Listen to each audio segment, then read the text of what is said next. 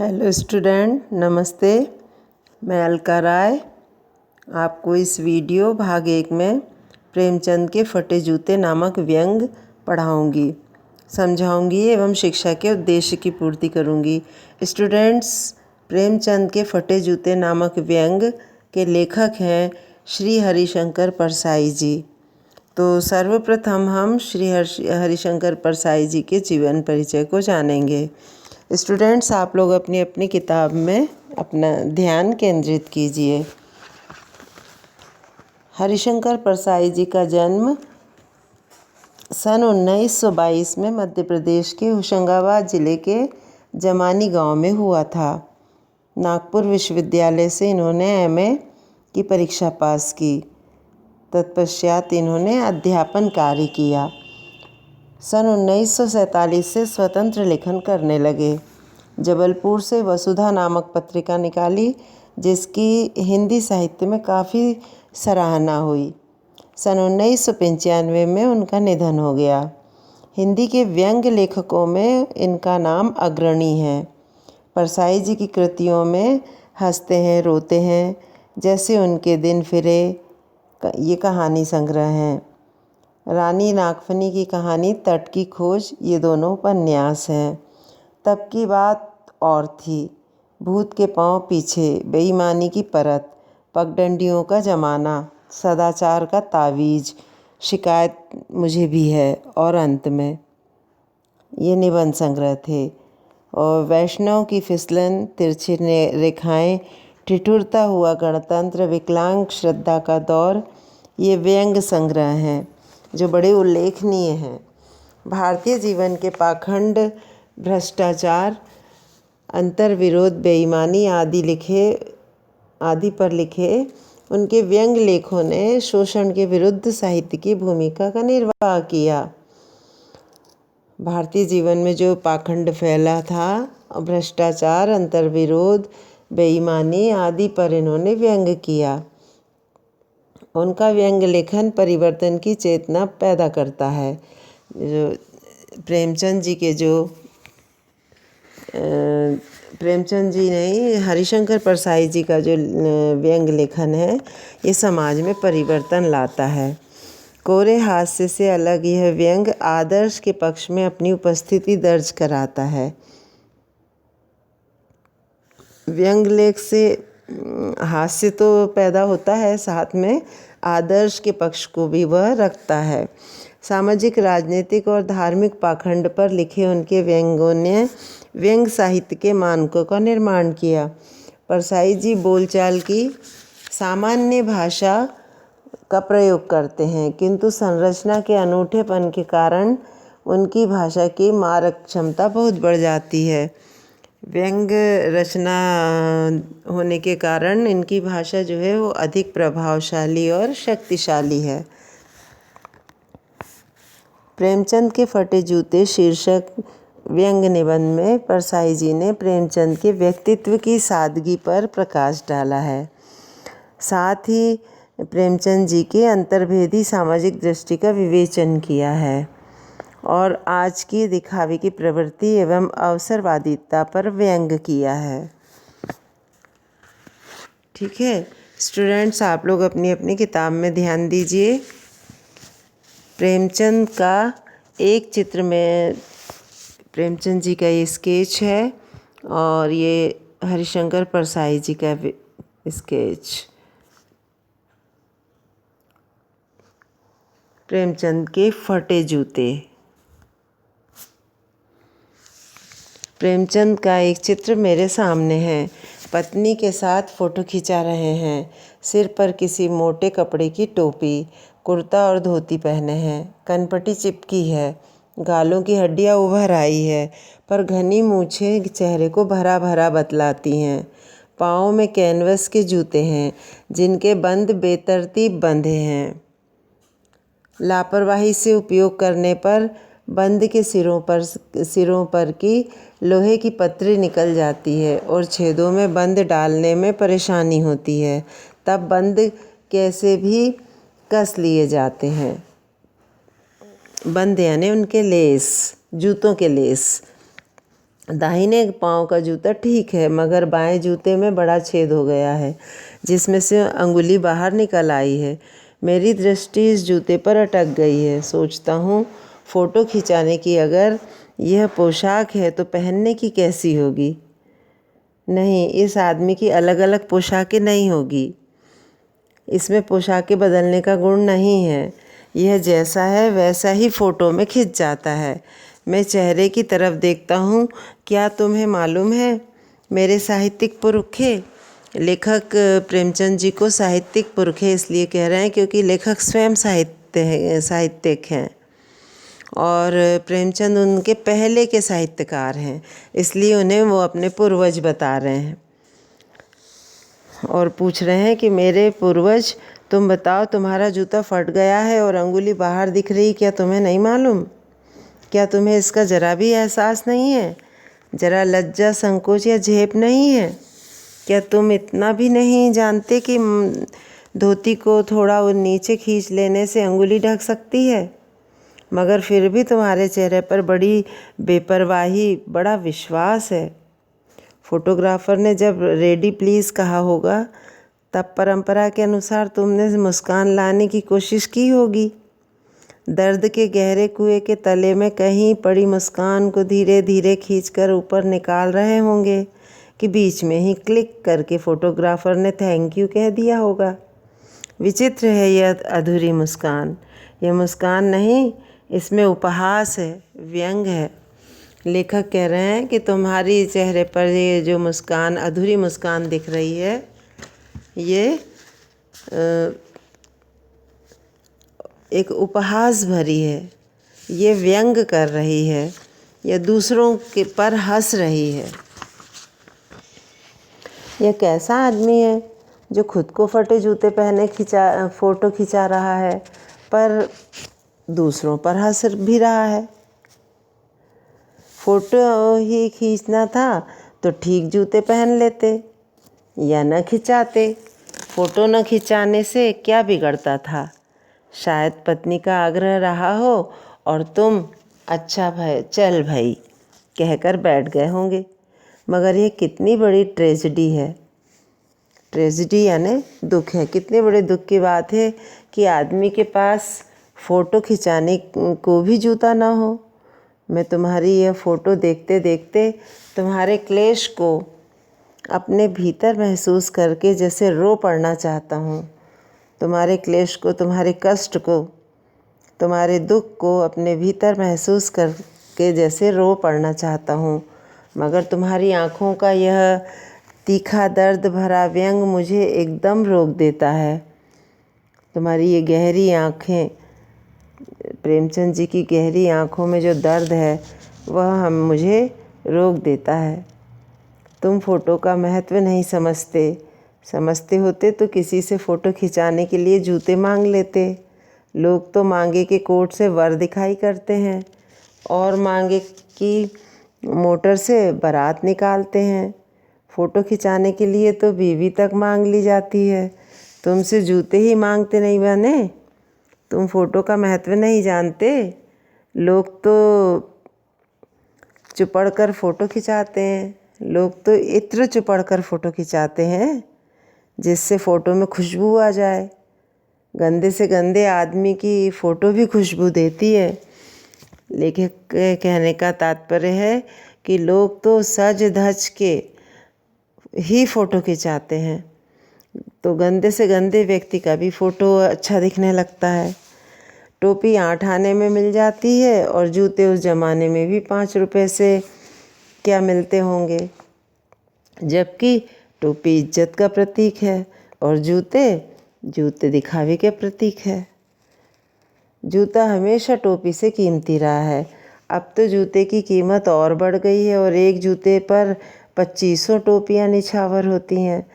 मतलब जूते महंगे मिलते हैं और टोपियाँ सस्ती मिलती हैं, तो जूते के दाम में 2500 टोपियाँ खरीद सकते हैं। तुम भी जूते और टोपी के आनुपातिक मूल्य के मारे हुए थे। यह विडंबना मुझे इतनी तीव्रता से पहले कभी नहीं चुभी जितनी आज चुभ रही है। यह विडंबना, यह दुख मुझे इतना दुखी नहीं किया जितना आज तुम्हें देखकर दुख हो रहा है। जब मैं तुम्हारा फटा जूता देख रहा हूँ तो महान कथाकार, उपन्यास सम्राट, युग प्रवर्तक जाने क्या क्या कहलाते थे, मगर फ़ोटो में भी तुम्हारा जूता फटा हुआ है।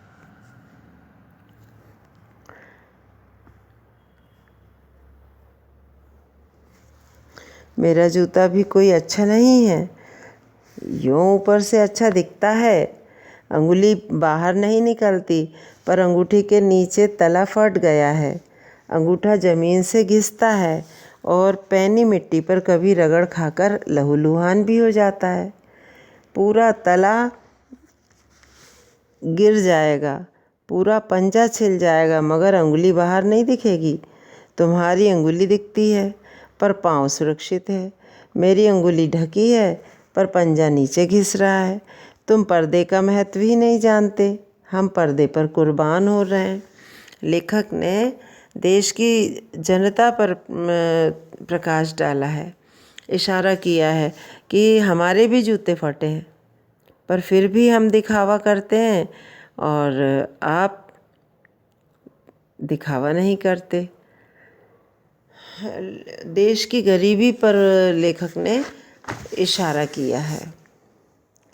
तुम फटा जूता बड़े ठाठ से पहने हो, मैं ऐसे नहीं पहन सकता। प्रेमचंद जी ने फटा जूता बड़े ठाठ से पहने, बड़े शान से पहन रखा है, लेकिन मैं ऐसे नहीं पहन सकता। फ़ोटो तो ज़िंदगी भर इस तरह नहीं खिंचाऊँ, फ़ोटो तो कभी नहीं खिंचा सकता, चाहे कोई जीवन बिना फ़ोटो के ही छाप दे। लेखक कहते हैं चाहे मेरी कोई जीवनी बिना फ़ोटो के ही छाप दे, पर मैं इस तरह फटे जूते पहनकर फ़ोटो नहीं खिंचा सकता। ठीक है, अगले वीडियो में इस व्यंग को समझाते हैं, पूरा करते हैं।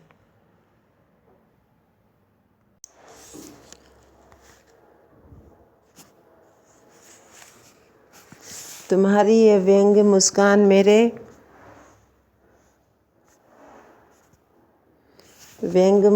मेरे हौसले पस्त कर देती है। क्या मतलब है इसका? कौन सी मुस्कान है ये? इसमें कौन सा उपहास छिपा है? क्या कहना चाहते हो? क्या होरी का गोदान हो गया है? क्या पूस की रात में नीलगाय हल्कू का खेत चर गई? क्या सुजान भगत का लड़का मर गया क्योंकि डॉक्टर क्लब छोड़कर नहीं आ सकते? नहीं, मुझे लगता है माधो औरत के कफन के चंदे की शराब पी गया, वही मुस्कान मालूम होती है। लेखक ये कहना चाह रहे हैं कि ये गोदान, नीलगाय, पूस की रात, सुजान और ये कफन, ये सब प्रेमचंद जी की रचनाएं हैं। इसमें प्रेमचंद जी ने होरी और हल्कू और सुजान भगत, माधो के चरित्र पर प्रकाश डाला है, गरीबी पर प्रकाश डाला है, उनकी लाचारी पर प्रकाश डाला है। तो क्या उनके लाचारी, उनकी बेबसी पर हंस रहे हो? मैं तुम्हारा जूता फिर देखता हूँ कैसे फट गया। यह मेरी जनता के लेखक क्या बहुत चक्कर काटते रहे? लेखक कहते हैं कि ये जनता के लिए जो साहित्य आप लिखते हैं, तो लेखक क्या आप चक्कर काटते रहे? क्या घूमते फिरते रहे? घूमने फिरने से ही आपका जूता फटा है? क्या बनिए के तगादे से बचने के लिए मील 2 मील चक्कर लगाकर घर लौटते रहे? क्या बनिए से जो उधारी के पैसे चुकाने के डर से तुम इधर उधर घूमते रहे? चक्कर लगाने से जूता फटता नहीं है, घिस जाता है। कुंभन दास का जूता भी फतेहपुर सीकरी जाने आने में घिस गया था, उसे बड़ा पछतावा हुआ। कुंभन दास श्री कृष्ण जी के भक्त थे, तो कुंभन दास का जूता भी ऐसे नहीं फटा था। वो फतेहपुर सीकरी जाने आने में घिसा था। उसने कहा, आवत जात पनहिया घिस गई, बिसर गयो हरि नाम। आते जाते ये जूतियाँ घिस गई हैं और मैं आते जाते और भगवान का नाम भी भूल गया हूँ। और ऐसे बुलाकर देने वालों के लिए कहा था, जिन्हें देखे दुख उपजत है, तिनको करबो परे सलाम। लेखक ने कहा कि कुंभन दास जी कहते हैं कि मैं आते जाते मेरे जूते घिस गए और मैं हरि नाम भी भूल गया, और ऐसे लोगों के बुलाने पर मुझे इनका मुख देखना पड़ता है, और मुख देखकर मुझे दुख भी होता है और उन्हें सलाम भी करना पड़ता है। चलने से जूता घिसता है, फटता नहीं। तुम्हारा जूता कैसे फट गया? मुझे लगता है तुम किसी सख्त चीज़ को ठोकर मारते रहे हो, कोई चीज़ जो परत पर परत सदियों से जम गई है, उसे शायद तुमने ठोकर मारकर अपना जूता फाड़ लिया। कोई टीला जो रास्ते पर खड़ा हो गया था, उस पर तुमने अपना जूता आजमाया। लेखक कहते हैं कि तुमने कोई सख्त चीज़ को ठोकर मारी है, अर्थात तुमने कोई इस समाज में जो सख्त रूढ़िवादी विचारधारा को बदलने का प्रयास किया है। शायद इसलिए आपका जूता फटा है। तुम उसे बचाकर उसके बगल से भी तो निकल सकते थे। टीलों से समझौता भी तो हो जाता है। सभी नदियाँ पहाड़ थोड़े ही फोड़ती हैं, कोई रास्ता बदलकर घूमकर भी तो चली जाती है। लेखक का कहना है कि तुमने परिस्थितियों से समझौता नहीं किया और अपने जूते समझौता नहीं किया, अपने अपने विचारों में तुम दृढ़ रहे। शायद इसलिए जूता तुमने फाड़ लिया। तुम समझौता नहीं कर सके। समझौता यानी कंप्रोमाइज़। क्या तुम्हारी भी वही कमजोरी है जो होरी को ले डूबी? वही नेम धर्म वाली कमजोरी। नेम धर्म उसकी भी जंजीर थी, मगर तुम जिस तरह मुस्कुरा रहे हो उससे लगता है कि शायद नेम धर्म तुम्हारा बंधन नहीं था, तुम्हारी मुक्ति थी। लेखक कहते हैं कि होरी जो नेम धर्म के बंधनों में बंधा था, क्या वही कमजोरी तुम्हारी थी, इसलिए तुम्हारा जूता फटा है? या तुम्हारे चेहरे पे जो मुस्कान दिखाई दे रही है, वह तो तुम्हारी मुक्ति दिखाई दे रही है, वह कोई बंधन नहीं दिख रहा। तुम्हारी यह पाँव की उंगली मुझे संकेत करती सी लगती है, जिसे तुम घृणित समझते हो। उसकी तरफ हाथ की नहीं पाँव की उंगली से इशारा करते हो। जिन चीज़ों को तुम गलत समझते हो और घृणित समझते हो, वहाँ तुम उंगली से इशारा नहीं करते, लगता तुम पैर की उंगली से इशारा करते हो।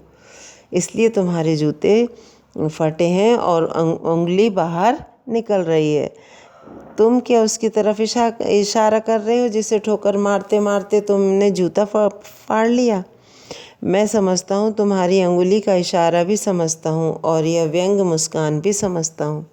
शायद तुमने समाज में फैली बुराइयों को ठोकर मार मार कर अपना जूता फाड़ा है और तुम समाज में फैली बुराइयों पर हंस रहे हो। मैं तुम्हारी इस मुस्कान को अच्छी तरह समझता हूँ, ये लेखक कहते हैं। तुम मुझ पर या हम सभी पर हंस रहे हो। उन पर जो अंगुली छिपाए और तलुआ घिसाए चल रहे हैं, उन पर जो टीले को बरका कर बाजू से निकल रहे हैं, उन लोगों पर हंस रहे हो जो सिर्फ अपना मतलब साध रहे हैं, जो अवसरवादी हैं, जिन्हें समाज की चिंता नहीं, परवाह नहीं, चुपचाप किनारा जो कर रहे हैं, उन पर तुम हंस रहे हो। तुम कह रहे हो, मैंने तो ठोकर मार कर जूता फाड़ लिया, उंगली बाहर निकल आई, पर पाँव बच रहा और मैं चलता रहा, मगर तुम अंगुली को ढांकने की चिंता में तलवे का नाश कर रहे हो। तुम चलोगे कैसे? तुम जो दिखावा कर रहे हो या तुम अपनी जिम्मेदारियों से छिप रहे हो, तो उस चक्कर में तुम्हारा तलवा बर्बाद हो रहा है, तुम्हारा स्वयं का नुकसान हो रहा है। तो तुम चलोगे कैसे? मैं समझता हूँ, मैं तुम्हारे फटे जूते की बात समझता हूँ, अंगुली का इशारा समझता हूँ, तुम्हारी व्यंग मुस्कान समझता हूँ। और यहाँ व्यंग समाप्त होता है। लेखक इस व्यंग में कहना चाहते हैं कि प्रेमचंद सहज सरल स्वभाव के थे, दिखावा नाम मात्र को नहीं था, और गरीबी को भी वह अपने गले लगाकर जीवन यापन कर रहे थे। उनके जो फटे जूते की जो अंगुली थी, शायद वह समाज में फैली हुई बुराइयों की तरफ इशारा कर रही थी और उन्हें दूर करने का ठोकर मार मार कर प्रयास कर रही थी, परिवर्तन लाने का प्रयास कर रही थी। और प्रेमचंद जी के चेहरे पर जो मुस्कान थी, वह समाज में फैली हुई बुराइयों और अवसरवादी लोगों पर हंस रही थी। शायद वह यह कहना चाह रही थी कि मैंने तो सिर्फ पैरों से ठोकर मार मार कर उंगलियां ही निकाली हैं, परंतु समाज में ये जो बुरा लोग हैं, जो अवसरवादी हैं, वे इस तरह का बुरा व्यवहार करके, दुर्व्यवहार करके स्वयं का नुकसान कर रहे हैं, अपना तलवा ही, पैर का तलवा ही का नाश कर रहे हैं और खुद को नुकसान पहुंचा रहे हैं। ठीक है, शायद यह स्टूडेंट्स आपको निबंध, व्यंग्यात्मक निबंध समझ में आ गया होगा। इससे संबंधित प्रश्नोत्तर की PDF आपको भेज दी जाएगी। Thank you.